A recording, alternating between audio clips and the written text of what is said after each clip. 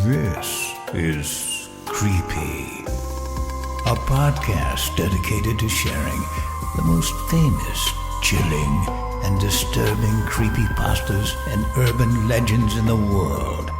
Whether these stories truly happened or are simply fabrications is for you to decide. These stories may contain graphic depictions of violence and explicit language. Listener discretion is advised. Creepy presents I Took Up a Job as a Night Guard. I Shouldn't Have.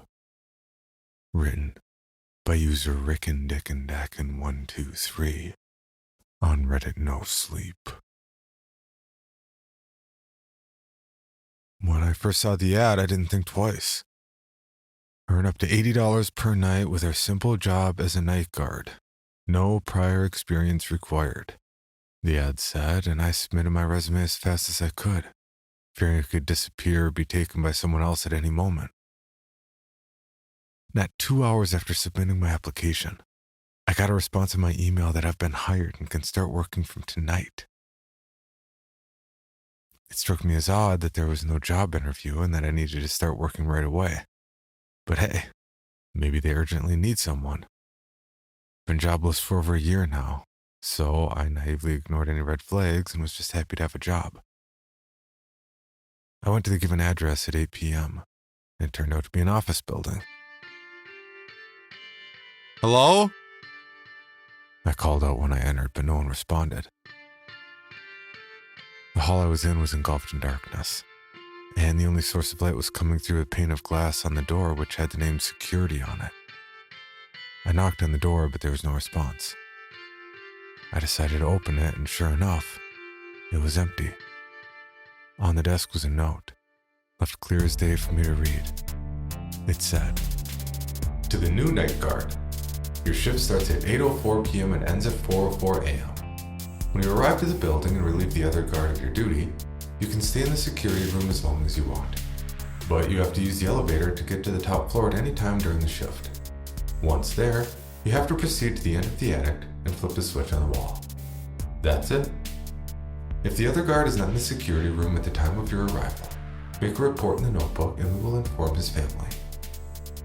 As for your duty, it's very likely that when you push the top floor button, 25, the elevator will go past that floor, and you may see that it stopped at floor 33. If this happens, do not try pushing any of the buttons, since it will not work. Go forward through the hallway. Note that the flashlight may not do much to illuminate the area, but still bring it with you. There's a spare in the drawer.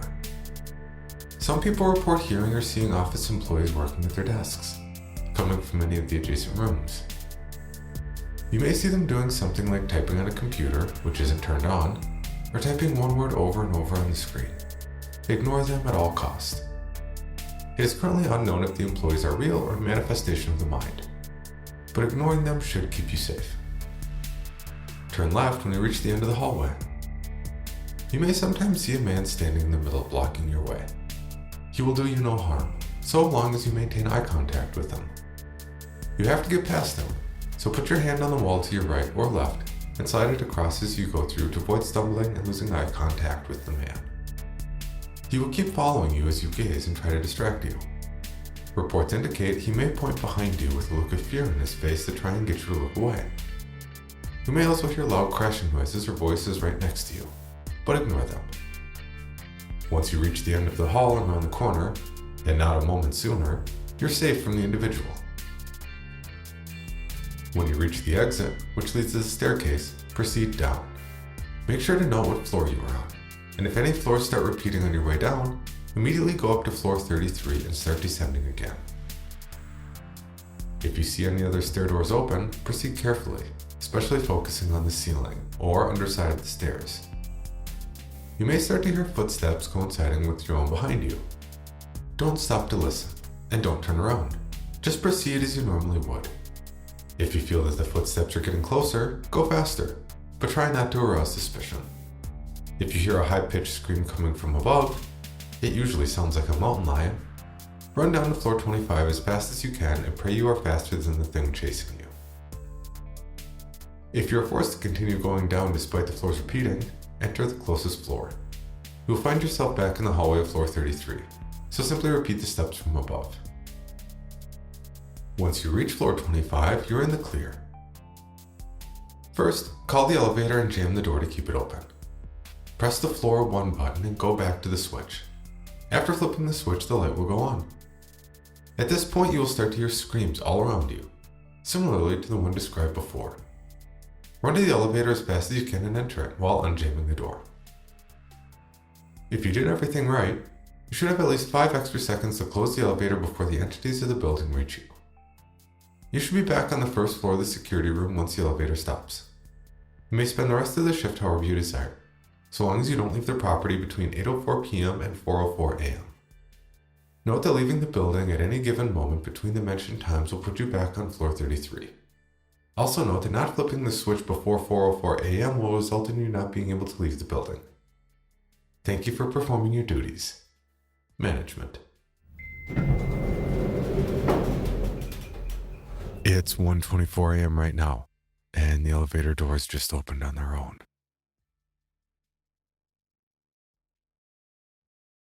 Part 2. I barely made it through the building, and it was mentally agonizing beyond words. At 2 a.m. I entered the elevator, which had been open for almost an hour prior to that. I took the note with me and followed all the rules written there. The elevator stopped on floor 33 despite my hopes. There was a sound of typing to my left, and when I peeked through the shattered glass, I saw a guy in formal attire sitting at an old PC layered in dust, which wasn't even turned on, and typing away vigorously. He even glanced over his shoulder and called out to his imaginary or invisible coworkers, saying things like, "Cindy, do you have that report ready?" Or, "The client said we should meet at 2 p.m. I tried not to look at him as I tiptoed through the hallway and turned left. A tall man in a coat stood in front of me and he was staring right at me. I knew I had to maintain eye contact with him, so I slowly went past him. The entire time he tried to distract me by pretending he was about to hit me and hoping I would flinch, pointing to things behind me in a very convincing manner with a look of horror on his face, etc. I swear at one point someone even screamed "watch out" right in my ear. Luckily, I made it unscathed, and going down the stairs to floor 25 was uneventful. I made it to the end of the hallway on 25, flipped the switch, and rushed back to the elevator as blood-curdling screams echoed all around me. The elevator doors closed just in time for me to hear something heavy slam into it with full force. Luckily, the elevator started descending and the screams slowly faded. It stopped on floor 1. But the door wouldn't open. I pressed the open button in vain, and then the elevator started moving down. I slammed the number 1 button over and over, but the elevator failed to respond. I went down for an impossible amount of time, descending by my estimation at least 15 or 20 floors down. And then it finally stopped and the doors opened.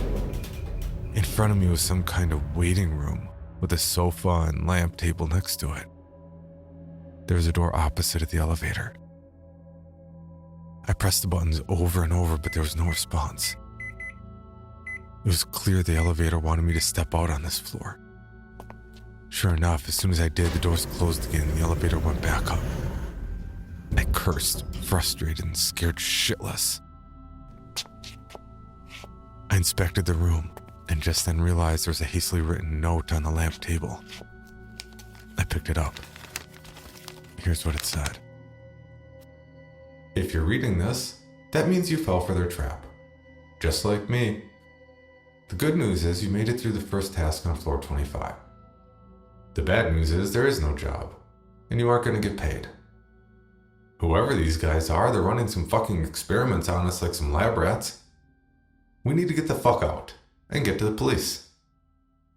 Read this next part carefully, because your life will depend on it. When you go through the door on your left, you'll find yourself in a mansion of some sorts. You need to make it to the 3rd floor, but it won't be easy. Follow these rules. floor 1. Go through the hallway, but whatever you do, don't fucking look in the mirror to your left. You may see with your peripheral vision the reflection not mimicking your own movement or just facing and staring at you, but do not look at it. Close your eyes if you have to. Once you're past the mirror, turn left and go straight. You may hear the toilet flush to the bathroom to your right at this point.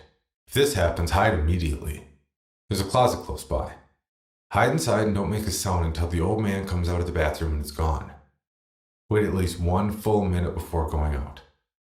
Once you're in the clear, climb the stairs in the main hall to the 2nd floor. Floor 2. Turn right and take the 2nd door to your left, the blue door. I have no idea what will happen if you take the other doors or turn left. Once through the blue door, you'll find yourself in a big room full of mannequins. Dozens of mannequins will be on both sides. You may hear giggling, and some of them change the direction of their gazes and their positions or poses when you don't look. But I think they won't harm you if you don't disturb them. If any of the mannequin heads drop to the floor and roll in front of you, run as fast as you can and close the door behind you once you're out. You should be close to the stairs again now. Follow the hall how it winds and don't worry about any voices you hear from the adjacent rooms, even if they come beg you to help them. If you hear or see any of the doors opening, hide again. The old man might seem like someone you can overpower easily, but don't even fucking think about it. Once he's gone, climb the stairs. Floor 3. Remember that man from floor 33 who you had to keep eye contact with? He might be here again. But he's going to be more aggressive this time. You're going to hear someone screaming something like, "I got you now!" right behind you. But ignore it. You'll also start to feel a stinging and burning sensation in your eyes. Do your best not to blink. If you have to blink, try not to keep your eyes closed for more than a second. Maintain eye contact with him and go through the hall until you can turn left. Left from the original position. That means your right as you're facing the man backwards. If you see a woman in patient's gown standing in front of the elevator, facing away from you, just stand next to her and wait for the elevator. If she asks for you to come inside the elevator with her, politely decline. If she doesn't say anything, you can step inside with her, but don't talk to her. Just stare in front of yourself. Once you're in the elevator, you'll see that there are no buttons inside. The elevator will start to go up on its own. When the elevator stops, wait until the woman steps out and stay inside until the elevator starts moving again. If she asks you if you'll come with her, politely decline again. Once the door closes, the elevator should go down a few more floors.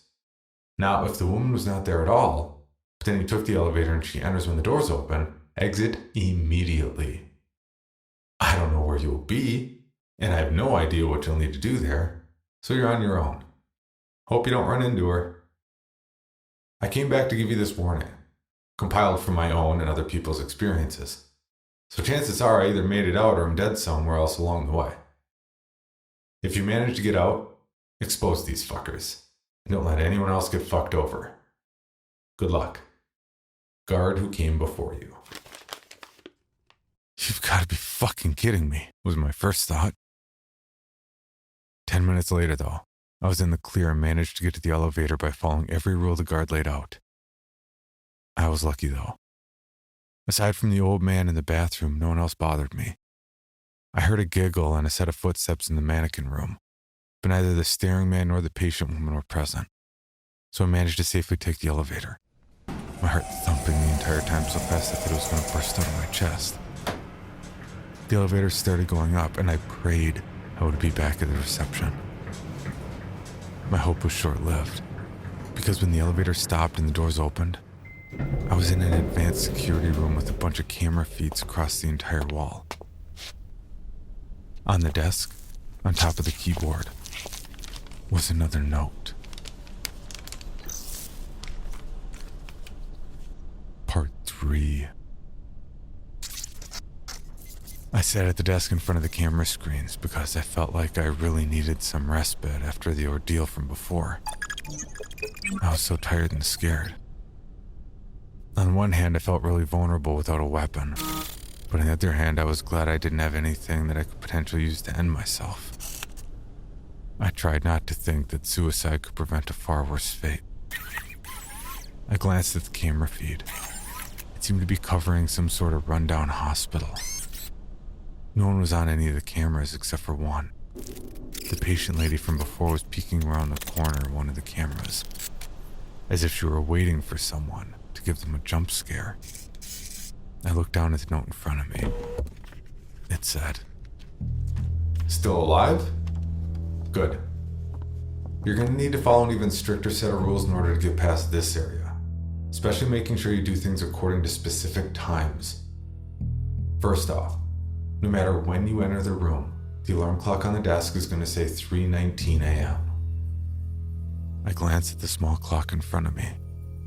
3:19 a.m. And it just turned to 3:20. I continued reading. You need to follow these rules according to the times, and do not be late, nor early anywhere. This is the most important part.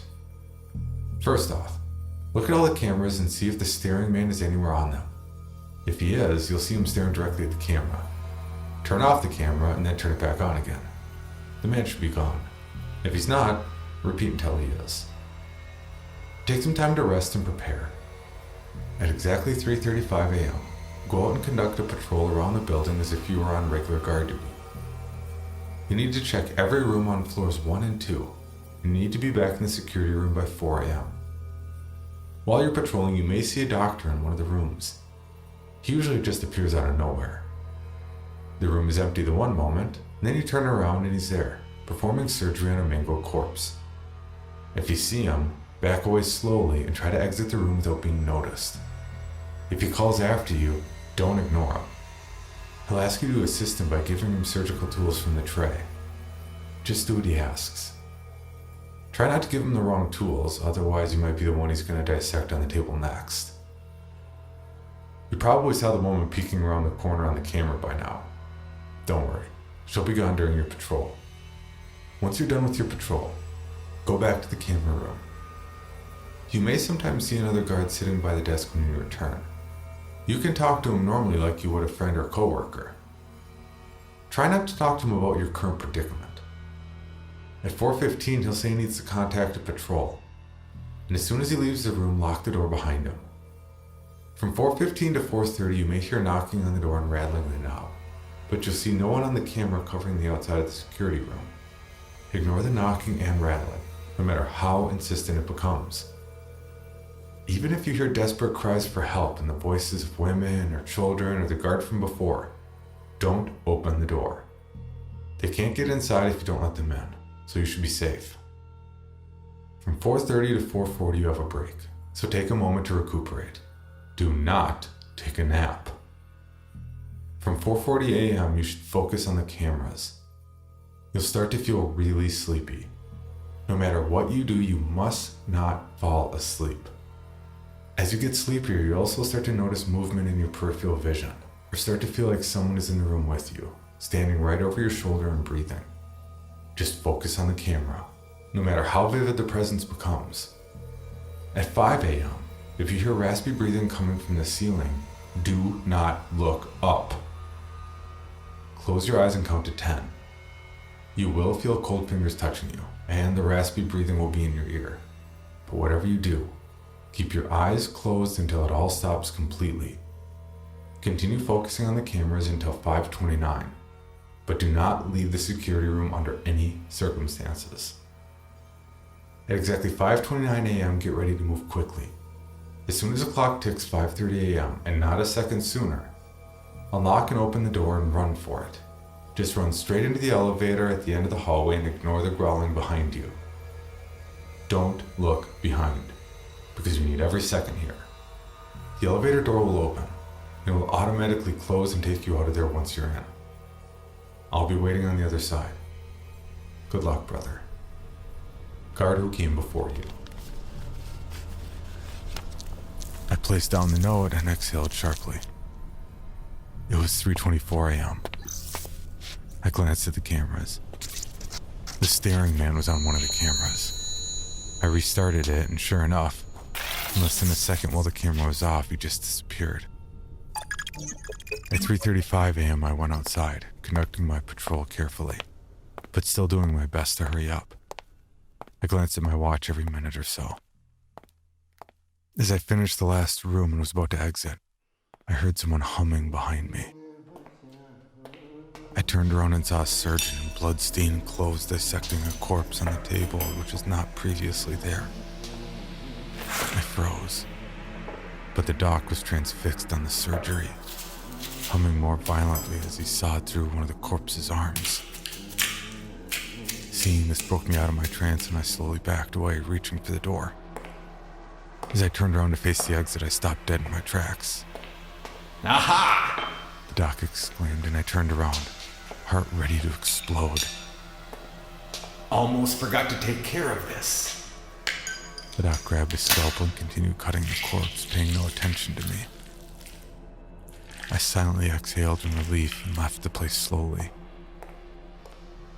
As soon as I was a safe distance, I sprinted back to the security room. The room was empty. No guard in there like the note mentioned. I locked the door and continued following the agonizing rules on the list until 5:29 a.m., ignoring everything else in the room until then. As soon as the clock ticked 5:30, I heard a growl behind me. I opened the door and ran faster than I ever knew was possible, while the growl behind me turned into something that sounded like demonic barking. It kept getting closer and closer. I ran into the elevator, practically ramming the backside with my shoulder. I turned around just in time to see a pair of red eyes staring at me from the hallway before the elevator door closed. The elevator started going up and stopped shortly after. When it opened, I found myself in an empty white room with an electronic door on the other side. The only two things that contrasted the white walls and floor were the monitor mounted on one of the walls and the silhouette of a person in a dark uniform. He had a sign which said security on the back. I finally found you! I smiled and stepped out of the elevator. The guard looked at me with a confused expression, so I tried to explain who I was and thanked him for leaving the instructions behind for me. He shook his head. What are you talking about? You said in your note that you'd be waiting on the other side. What note? Look, bro, I'm just trying to find my way out of here. Been trying to find a way to open this door for ages. He looked even more confused by this point. Look, man, I've been following these notes you left because you said you'd be here. So just cut the bullshit. I took out the note and presented it to him. He inspected it with a serious look on his face and then looked at me and said, Afraid you got the wrong guy, bro. This isn't my handwriting. Well, if it wasn't you, who was it then? Just then the monitor on the wall turned on, and a message flashed across the screen. Part 4. Welcome, new recruits. The message on the monitor displayed before disappearing. A new message replaced it, and the guard and I had to get closer to read what the wall of text said. You've done well so far. You're not far from reaching your goal, but know that your task will get harder from here on out, and you'll have to work as a team to survive. The door will open in 1 minute. You'll see a guardhouse to your left. Enter it and read the note. As soon as we were done reading, the monitor turned off and the electronic door opened with a loud hum. A cold gust of air hit me in the face instantly, and as we stepped through the door, I realized we were outside in some sort of park. What the fuck? Hey, maybe we could just run for it. I mean, fuck their rules, right? I shook my head. Gotta be a catch. They wouldn't just let us leave. This probably isn't even real. Let's check the guardhouse first. We went inside the guardhouse, which had a desk and chair inside. The note was on top of the desk next to a clock which read 0005. The note said, Out of all the rules, there are 3 main rules you need to strictly follow at all times. The first rule is never, ever go off trail. If you do, getting lost will be the least of your troubles. Never stay together for too long because it attracts them more easily to you. That is the second rule.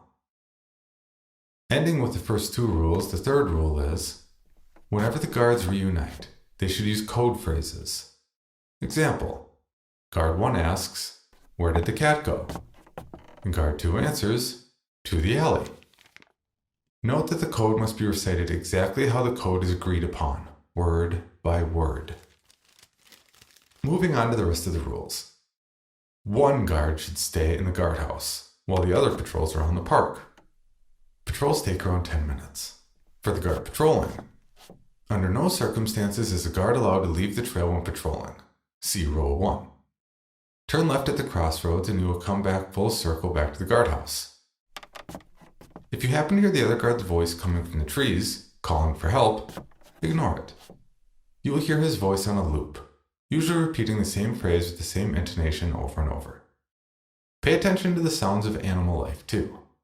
If the park suddenly gets quiet, finish your patrol normally, but do not look behind or glance at the trees. During your patrol, every 5 minutes or so, loudly shout a simple word like, "Hello?" into the air. If your voice doesn't echo, run back to the guardhouse immediately. Should you see a hiker in the middle of the trail, keep the flashlight pointed at his face at all times. He'll ask you to move it away, stating it's too bright, but don't listen to him. He will also tell you he understands your situation and will tell you to follow him since he knows a way out. Decline his offer. After this, he should leave. Do not take the light off of him until he steps off the trail. For the guard in the guardhouse. To stay safe, keep the door and window firmly shut at all times, save for when the patrolling guard comes back. It may get annoyingly hot inside, but do not open anything. You may take off your jacket or shirt to alleviate the discomfort. Do not pay attention to any tapping on the windows. If you hear or see droplets falling on the desk in front of you, slowly stand up and leave the guardhouse. Stay outside for 2 to 3 minutes and the droplets should be gone when you go back inside. If they're still there, exit again and wait for another 2 to 3 minutes. When the patrolling guard returns, ask him the code question while avoiding eye contact. If he doesn't respond or responds incorrectly, exit the guardhouse while avoiding eye contact and then return inside. The fake guard will be gone. If you survive until 1 a.m., both guards should proceed together to the end of the trail and turn right at the crossroads. Do not do this before 1 a.m. At this point, the forest life will be completely quiet, and the only sound surrounding you will be occasional hurried footsteps coming off the trail. They can only approach you in the dark, so do your best to train your flashlights on them, even if you can't see them clearly. Guards should divide to cover both sides with light. End your task by reaching the end of the trail with a gate. This is your exit point. Make sure to take this note with you. You will need it. Damn it! The other guard said, and we sat in silence for a moment. I scratched my cheek and said, "All right, I'll take the first patrol. What should be our code?" He thought for a moment and then said, Shit, man, I don't know. How about this? I'll ask, what should these fuckers do? And you can say, let us go. "You got it. What's your name, by the way?" The guard said his name was Sam, and I introduced myself as well. I left for the patrol with the flashlight and stuck strictly to the trail. Nothing major happened. No sounds off the trail, etc. But I did run into the hiker mentioned in the note. He seemed friendly and all, but I followed the rules and kept the beam pointed in his face, declining everything he asked. Eventually he left and I finished my patrol and returned to the guardhouse. After we confirmed the code, Sam left for his own patrol. I followed the set of rules until he came back, confirming the code with him. By the time I finished my third patrol, it was 1:03 a.m., and it was time to go. We quietly walked the trail, focusing on our footsteps and the deafening silence around us. And then the footsteps off the trail started. It sounded like someone was frantically running from one tree to another, stopping for a few seconds in between. This recurred over and over as Sam and I did our best to focus our beams on the source of the sound. But no matter how quick our reactions were, we never seemed to be able to catch whoever ran there. I caught a glimpse of a nude, emaciated man or woman here and there, but they always seemed to be just out of reach.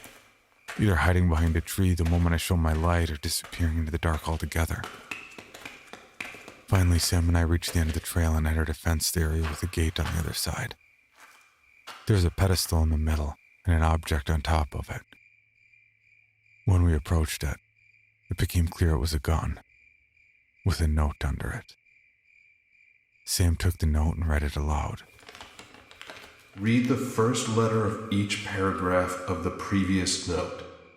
We both looked at the note and read the letters silently together. O-N-E-M-U-S-T-D-I-E.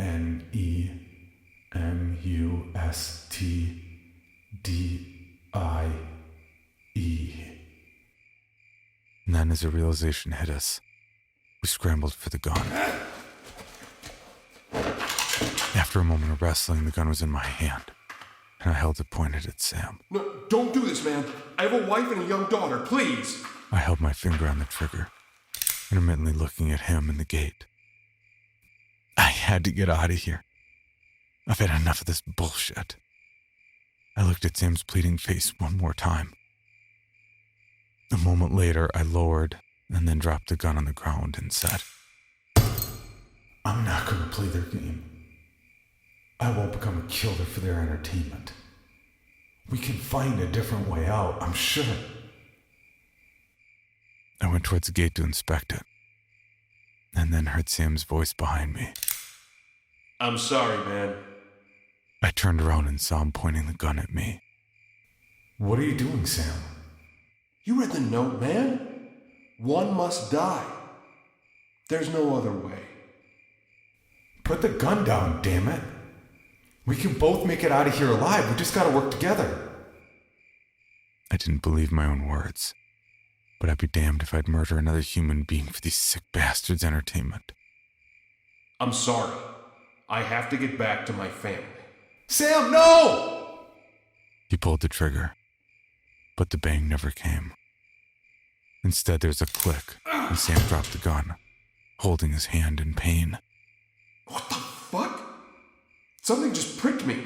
He and I stared at each other. And then all of a sudden, Sam's eyes rolled behind his eyelids, and he fell to the ground, convulsing and frothing at the mouth. I ran over to help him, but I didn't know what to do. He stopped moving completely a moment later, and his eyes closed, as his breathing stopped along with the movement.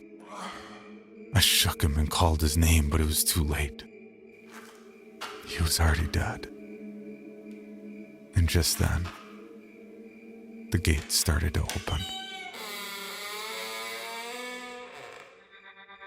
Part 5. I knew I couldn't afford to waste any more time, so I went through the gate, leaving Sam's body behind. I listened as the gate closed and the ground beneath my feet started moving. Then the lights came on and I realized I was in a big elevator which started descending. Part of me had somehow come to terms with the fact that I was probably going to die here. But for some reason, when you're in a situation where your life is at stake and you desperately want to get out by any means necessary, your body defies your wish to give up and pushes you to fight on. The elevator stopped and the gated door opened, revealing a damp, dark room in front of me. There was a little cart next to the door on the other side. A folder on top of the cart. A circular logo with the name, The Company, was on the front. Below was the motto, Your safety is our success. When I opened the folder, I saw Sam's face. It was his file. I saw everything about him, including age, family, and even behavioral patterns observed by these freaks. And then the next page was my file. They knew everything about me. Not just my age, nationality, etc., but also my ways of thinking, and everything I've been through during the test so far. They even had predictions about my behavior before I even did something. They knew my every move. The last page underneath my file was a note. Here's what it said. Congratulations on surviving this far. You have only one last task to complete before you earn your reward, which is to reach the elevator on the other side of this area. The list of rules for the final part is as follows.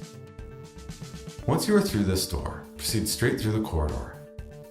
Do not look, get close, or touch the glass on the left and right side, despite the irresistible urge. Don't stop for longer than 2 seconds at a time.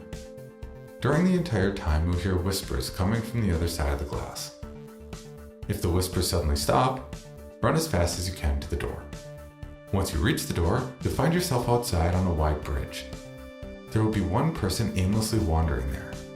He may look weak and drunk, but don't underestimate him. Only move when he's not looking at you, and when he faces you, stand as still as you can. If you see him stop all movement suddenly and go silent, he may have sensed you. The best thing to do is stand still and not breathe. He may approach and inspect you. Do not move a muscle until you see him calm down and facing away.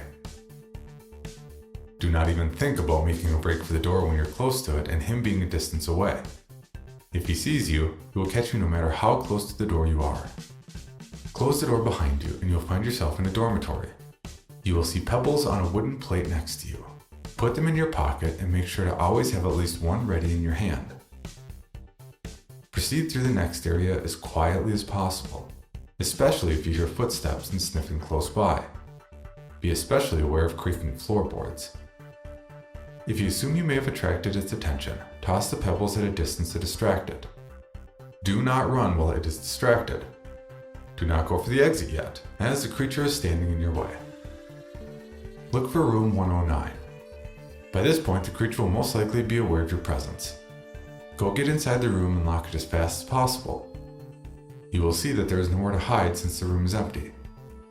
That's not a problem since the creature is blind. Run to any corner of the room and stay there as quietly as you can. Try to remain calm as the creature screams and rams the door. Once it's inside, you'll inspect the room and sniff the air. You'll be safe as long as you make no sound. After a minute or so, the creature will leave, and you'll be able to get to the next exit safely. Exit the dormitory through the back door and close it. The rest of the note was unintelligible, save for a few words and the signature of the company below. I narrowed my eyes, scanning the page over and over, but no matter how many times I read it, the text remained the same. I cursed loudly and put the page in my pocket, inhaling and exhaling deeply. Final stretch. No matter what happens after this, it would be over, and I knew it. I opened the door, and as soon as I did, the whispers came from both sides.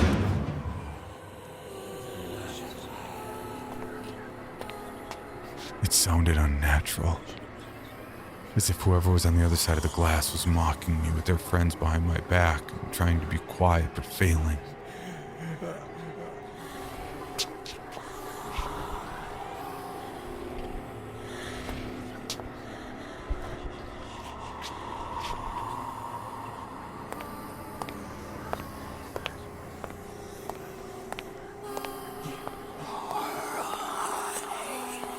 I proceeded for a whole minute before the whispers suddenly stopped.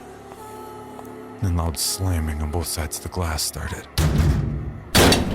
Handprints started to appear on the glass. First one, then two, then 10, 100, 1,000, all within the span of 10 seconds or so.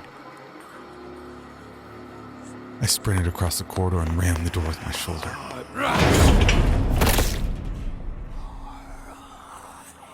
I turned around to close it, but the corridor was calm again. No sounds and no handprints. I took no chances as I closed the door behind me. I turned back and faced the sight before me.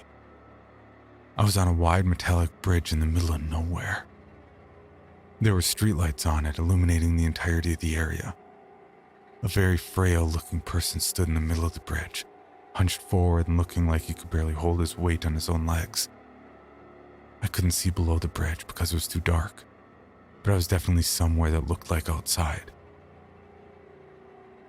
Slowly, I started to cross the bridge, making sure to stop whenever the person on the bridge looked in my direction. He seemed completely oblivious to my presence when I stood still, since he cut in front of me a few times without even looking in my direction. It wasn't until I was close enough that I could hear the wheezing sounds coming from the person, as if he had difficulty breathing. Could he really overpower me? Nevertheless, I carefully crossed the bridge and closed the door. As soon as I entered the room, I took the pebble and perked up my ears. No sounds yet. Hastily, I found room 109, and as soon as my hand touched the doorknob, a blood-curdling scream echoed throughout the hallway. I quickly entered and locked the door and then rushed into the corner, standing as still as possible, doing my best to steady my breathing. The door started to rattle violently as whatever was on the other side rammed it over and over. I could see with my peripheral vision that the door was about to give way, and soon enough, it fell straight from the hinges. A naked, skinny-looking creature with no eyes and a sharp row of teeth burst inside, jerking its head in all directions, looking for me. It then started to intermittently sniff the air and stopped to listen. I had to clasp my hands over my mouth to stop myself from whimpering. Soon enough, the creature left the room.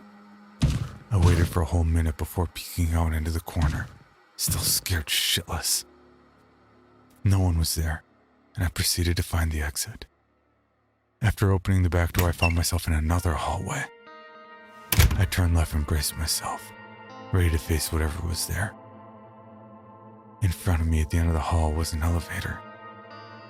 But between me and the elevator stood none other than the staring man. Our eyes locked and I knew what I had to do. I heard screams in my ears and felt things brushing against me from behind and touching my neck and face. But I didn't take my eyes off him. I hurried up to the elevator and it opened on its own. I entered and continued staring at the man, and just before the door closed, something unexpected happened. The man nodded and looked away. The elevator started descending this time. I had no idea it was going to take me, but before I could process the thought properly, it opened again. In front of me was a room engulfed in darkness, and only a small beam of light shone in the distance ahead. Hesitantly, I stepped out of the elevator and started walking towards the light.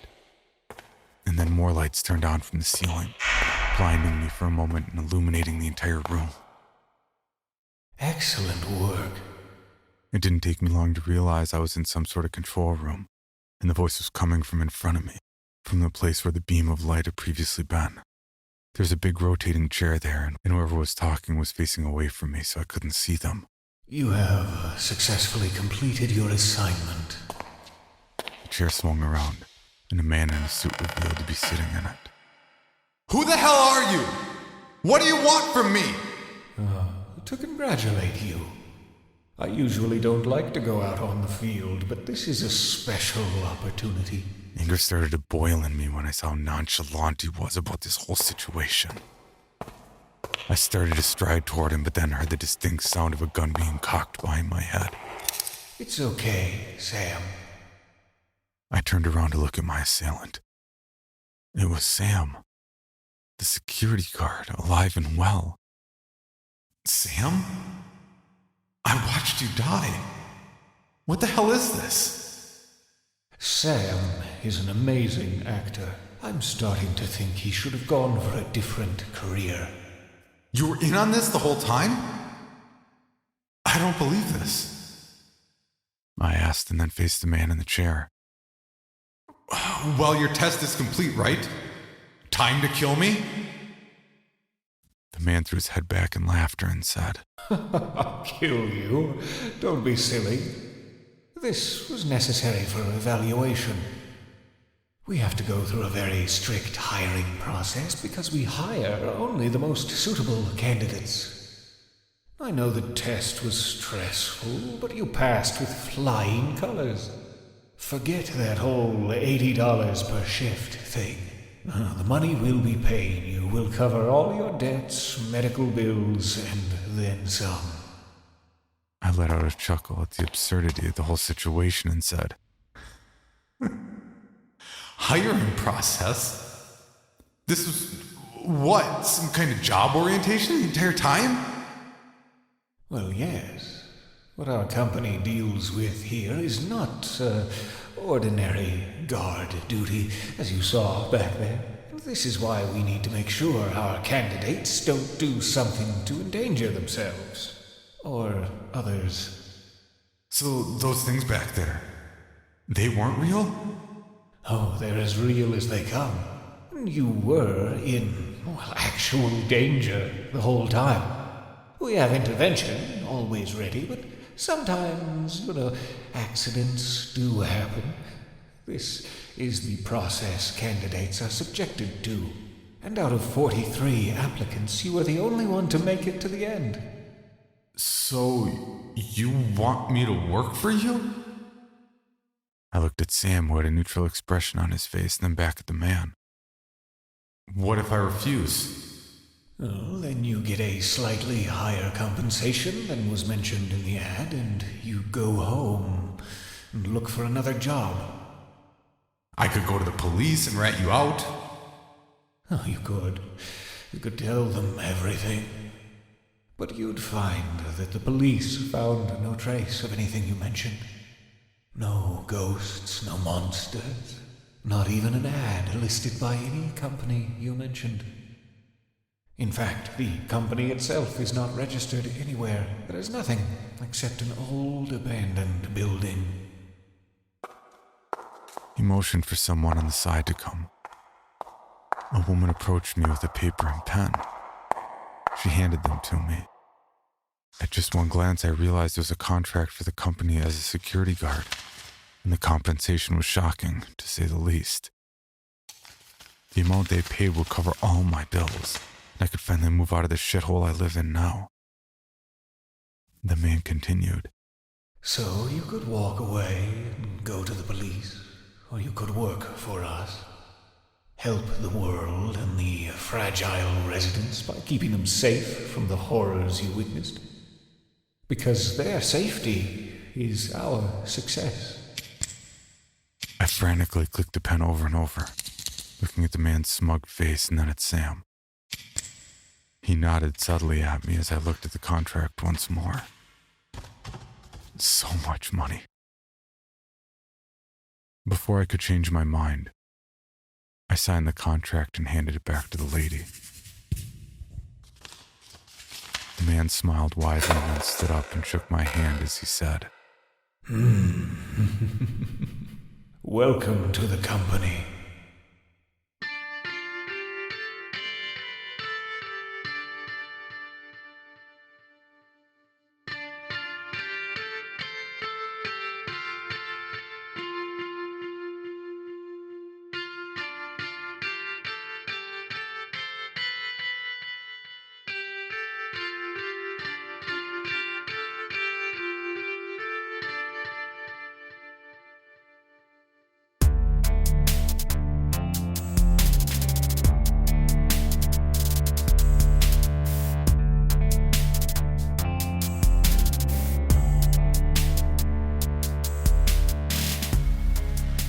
For more information, including pictures and videos of the stories told on this podcast, or to suggest stories for future episodes, please visit us at CreepyPod on Twitter, Instagram, and Facebook, or email us at creepypod@gmail.com.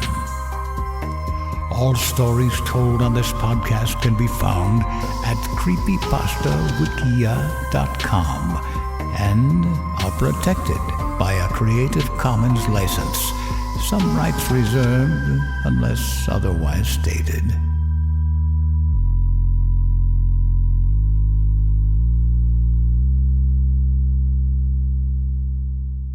The Bloody Disgusting Podcast Network. Home of Creepy, for disturbing and terrifying creepypastas. SCP Archives, with full cast storytelling. Horror Queers, genre commentary from the LGBTQ perspective. The Boo Crew, for horror-centric interviews. Listen free wherever you stream audio and at bloodydisgusting.com/podcasts.